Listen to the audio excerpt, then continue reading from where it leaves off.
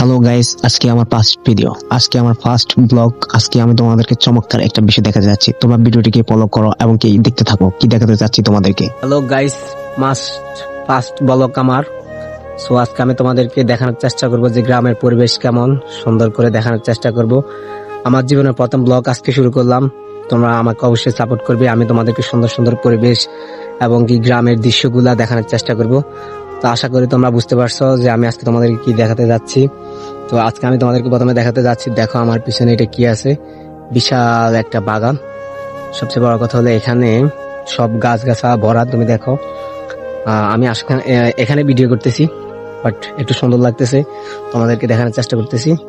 যদি সামনে যাই তাহলে তুমি দেখো বিশাল একটা বিল বলে অথবা ডগি বলে দেখো দেখা যাচ্ছে।